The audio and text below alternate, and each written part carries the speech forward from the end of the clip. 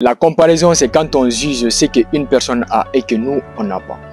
Et moi, je trouve ce sujet un peu tabou parce qu'aujourd'hui, dans nos différentes sociétés, on voit que la comparaison, c'est quelque chose de mal vu. C'est quelque chose que tout le monde rejette. On dit qu'il ne faut pas se comparer, il faut rester toi-même. Et voilà, bien sûr qu'on reste soi-même, on fait tout ça, mais pour être honnête, c'est que la comparaison, elle est bonne. Parce qu'on le voit aujourd'hui, dans nos différentes sociétés, les étiquettes qu'on a essayé de mettre en place, même les choses qu'on essaie de mettre en place par nous-mêmes, on s'y réfère de quoi? Par le biais de la comparaison, par le biais des références, par le biais de preuves, par le biais des statistiques. Ces statistiques-là, tout ça, c'est lié à ce qu'on appelle le fait de la comparaison. Et on le voit aujourd'hui, même dans nos différents systèmes scolaires, on le voit, on nomme un premier de la classe par le fait qu'il a eu des bonnes notes.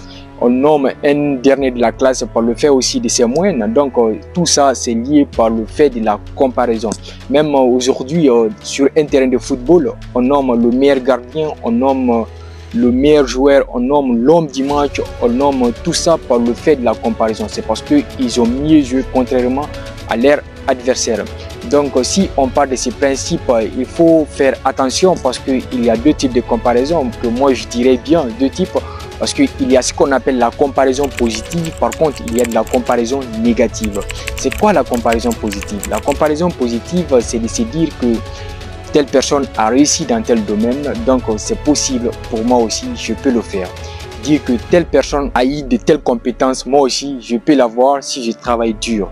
Telle personne a eu telle somme d'argent, moi aussi je peux l'avoir. Donc ça c'est la comparaison positive parce qu'on se met à la place de l'autre et en se disant que nous aussi s'il l'a fait, on peut y arriver aussi.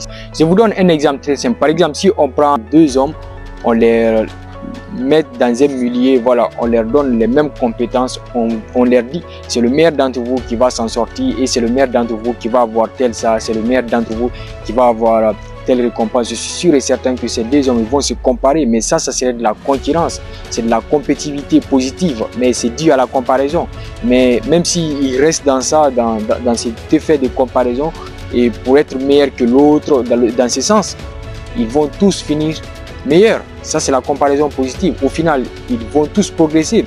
Donc, concernant la comparaison négative, moi, je dirais que la comparaison négative, c'est dans le sens où de se dire que lui, il a réussi dans ça, il a eu de la chance, lui, il a réussi dans ça, il a eu l'opportunité, donc moi, j'ai pas de l'opportunité, lui, il a réussi dans ça, moi, j'ai pas eu cette chance. Ça, c'est la comparaison négative. Ça nous régresse. Et le pire dans tout ça, c'est que la comparaison négative, c'est quelque chose qui se passe à l'intérieur de nous. C'est que si on se compare négativement ou peu importe, ça revient à nous-mêmes parce que l'expérience ne se passe pas à l'extérieur de nous, l'expérience se passe à l'intérieur de nous. C'est juste notre jugement sur les choses qui font la différence. C'est pourquoi j'aime bien cette citation qui dit « Ce ne sont pas les événements qui perturbent les hommes, mais le jugement qu'on porte sur les événements. » Le plus important, pour être honnête avec vous, ce n'est pas la comparaison envers les autres. Donc si c'est la comparaison positive, moi je vous dirais simplement de vous inspirer aux autres. Concrètement, on ne peut pas se comparer aux autres parce que nous sommes tous différents. Nous sommes tous différents dans le sens où nous avons des visions différentes, nous avons des réalités qui sont différentes, nous avons des expériences qui sont différentes, nous avons des passés qui sont différents. Tout est différent. Donc si on ne tient pas compte de ces détails en se comparant à quelqu'un, c'est un manque de respect envers nous-mêmes. Donc la seule personne avec qui on doit se comparer, c'est envers nous-mêmes. Et si on veut se comparer aux autres, on ne doit pas se comparer aux autres. Donc si on parle de ces principes, on peut dire qu'on ne peut pas se comparer aux autres. La seule personne avec qui on peut se comparer, c'est envers nous-mêmes. Donc on se compare de qui on était il y a de cela quelques années, de qui on était il y a de cela un mois, il y a de cela 2 mois. Est-ce qu'on était flemmard? Est-ce qu'on était indiscipliné aujourd'hui? Est-ce qu'on l'est? Est-ce que demain on peut l'être? La seule personne avec qui on peut se comparer, c'est envers nous-mêmes.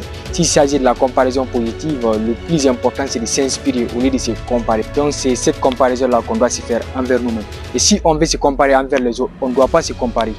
On doit juste s'inspirer des autres et de façon positive. Donc, c'est la fin de cette vidéo. J'espère que le message est compris. On est ensemble et surtout, never give up.